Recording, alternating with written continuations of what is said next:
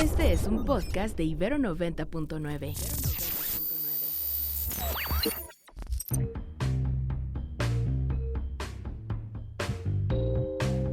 Desde el estudio B de Ibero 90.9, esto es Control de Cambios, una producción de Ibero 90.9 y la revista Nexos. Mi nombre es Valeria Villalobos Guizar. La desaparición forzada en México ha dejado una marca imborrable en la memoria colectiva del país. Desde 2006, con el inicio de la llamada guerra contra el narco, se han registrado más de 110.000 desapariciones y 300.000 asesinatos, además de 4.000 fosas clandestinas a lo largo del país, aunque la cifra negra indica que estos números podrían ser mucho mayores. Este fenómeno no solo representa una crisis de seguridad y evidencia la negligencia y corrupción del Estado, sino también señala un enorme desafío para la construcción de memoria histórica y de justicia para todo el país. Las acciones de memoria colectiva se han convertido en un pilar fundamental para las familias de los desaparecidos. Las familias, mientras enfrentan una dolorosa incertidumbre, han tomado las riendas de la búsqueda de sus seres queridos, organizándose en colectivos y llevando a cabo marchas, plantones y distintas intervenciones del espacio público para exigir verdad y justicia. La documentación y análisis de las diversas acciones de memoria colectiva son esenciales para entender y visibilizar sus exigencias.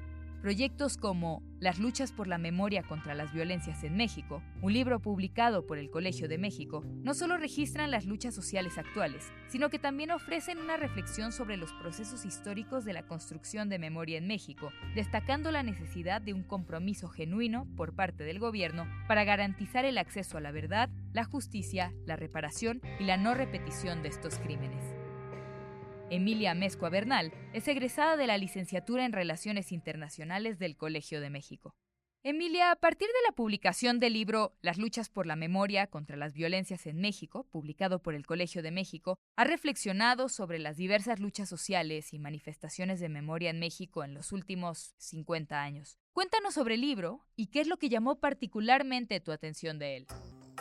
El libro es una compilación de ensayos hecho por Alejandra Delano Alonso, Benjamín Nienas, Alicia de los Ríos Merino y María de Becky-Gerli. Ellos editaron el libro.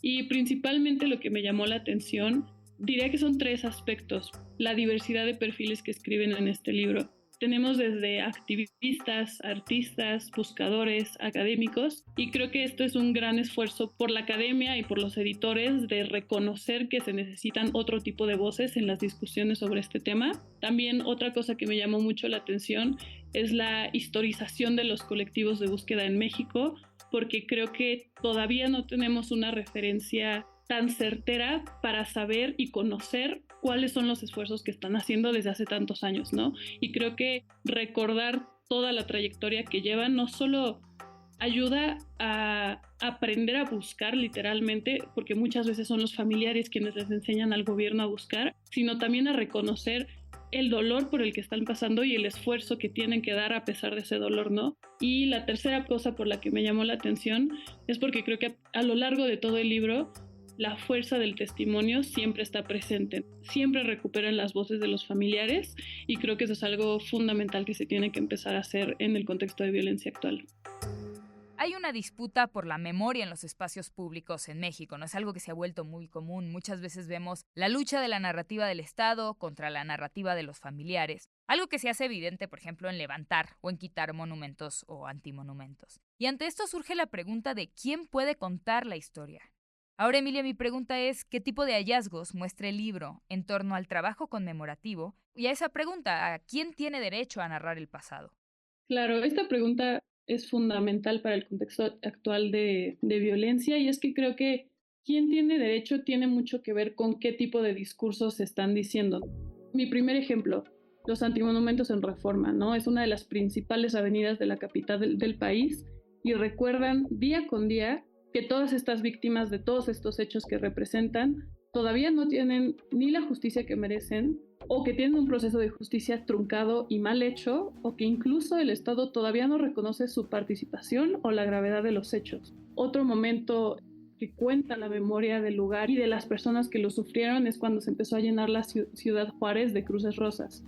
Entonces, en este sentido, cuando los familiares toman un espacio, primero que nada están reivindicando el nombre y muchas veces el rostro de la persona, de la víctima de desaparición o de cualquier otro crimen, pero también están desafiando este discurso oficial, como lo fue muy evidente durante el sexenio de Calderón, donde se pensaba que las víctimas eran daños colaterales, ¿no? O que en algo andaban. Entonces, a la vez de que están desafiando este discurso oficial, también desafían una amnesia colectiva o una apatía que existe en la sociedad todavía, ¿no? Y detona conversaciones entre quienes habitan en estos espacios que los familiares han logrado tomar. Los familiares están reescribiendo al final del día la historia de la ciudad misma, ¿no? Y del espacio público. Y están reclamando esta necesidad de crear presencia y de dejar el testimonio, que es algo que también hace el libro, ¿no? Pero dejar el testimonio en el espacio público es decir que aquí hubo violencia y que aquí sigue habiendo duelo. Entonces, eso es fundamental primero que nada. Y también me parece muy interesante cómo los familiares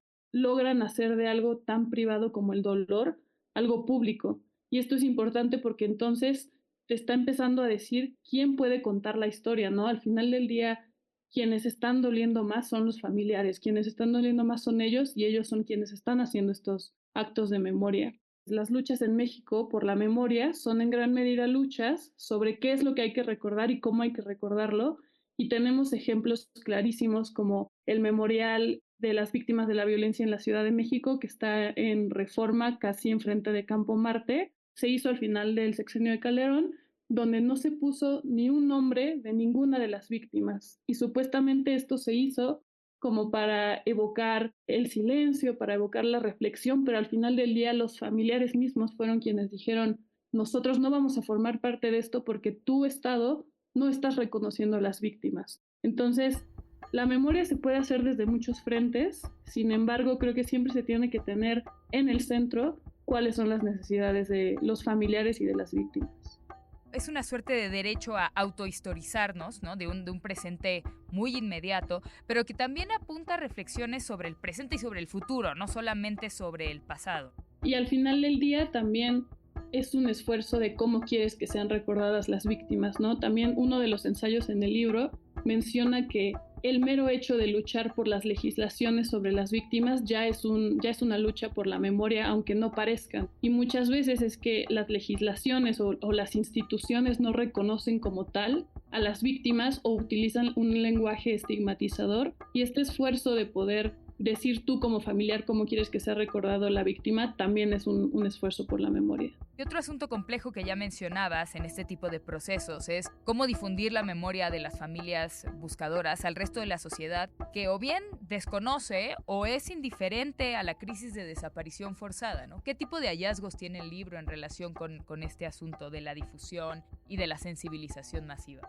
Creo que es complicado y es complicado porque al final del día la gente transcurre por la calle y es gente de muchos perfiles y de muchos espacios. Y una cosa que queda en claro es que es importante tener este tipo de espacios en el espacio público porque primero que nada se socializa el dolor, ¿no? Y queda muy claro que no tienes o no tendrías por qué ser un familiar de una víctima para doler y para movilizarte, ¿no? Eso es uno de los hallazgos. Y el segundo es, en uno de los ensayos se habla sobre el sitio circular de memoria de Morelia y es muy interesante ver que si bien la participación del Estado y del gobierno no fue perfecta y en realidad no se hicieron las investigaciones necesarias como para que se llegara a la justicia antes de abrir este lugar de memoria, eran también los vecinos quienes no querían que se abriera este lugar de memoria, ¿no? Incluso los vecinos a veces decían, es que yo no quiero que se ponga una placa aquí que se hable sobre los desaparecidos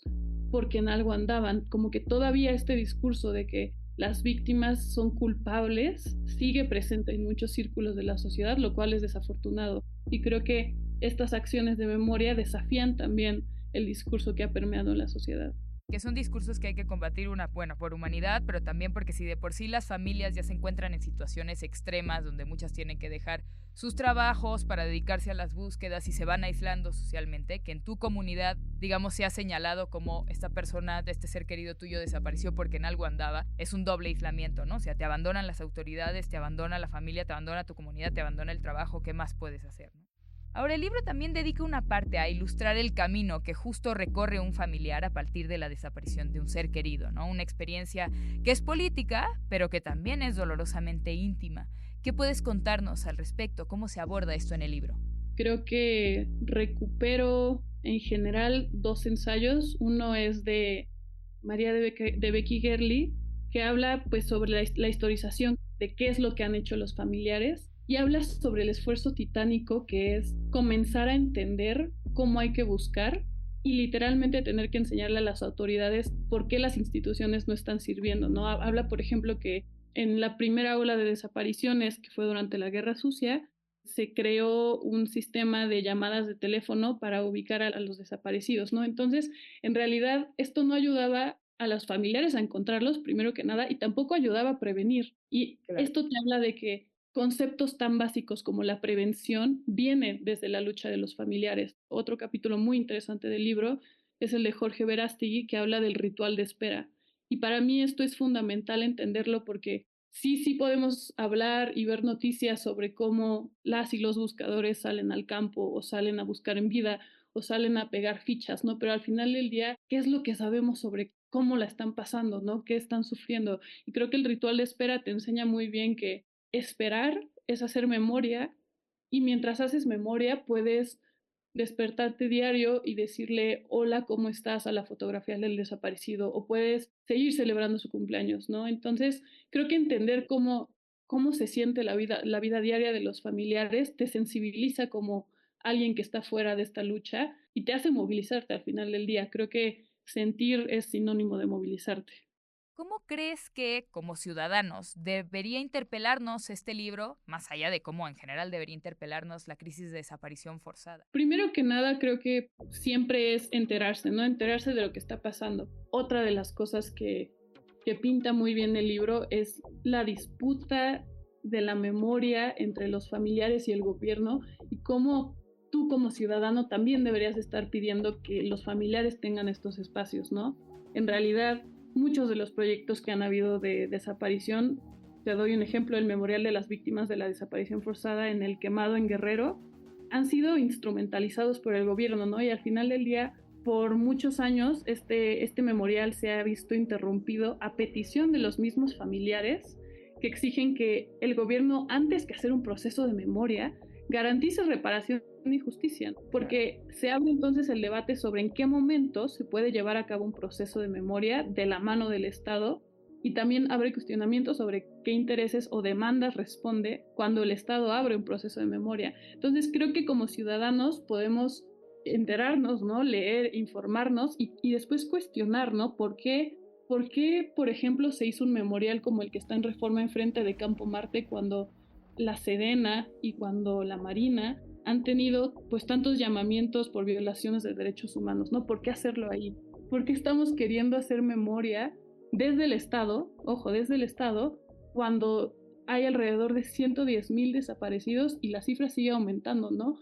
¿Que no el gobierno y el Estado debería de estar haciendo otras cosas antes que hacer memoriales?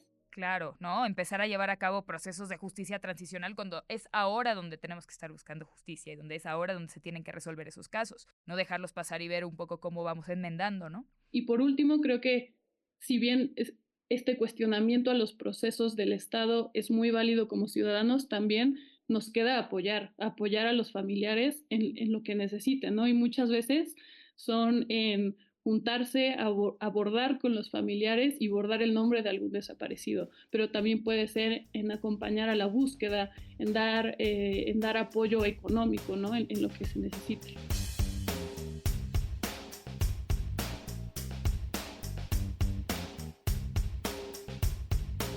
Emilia Mezcua Bernal es egresada de la licenciatura en Relaciones Internacionales del Colegio de México. Pueden consultar lo que ha escrito en la revista en www.nexos.com.mx/control de cambios.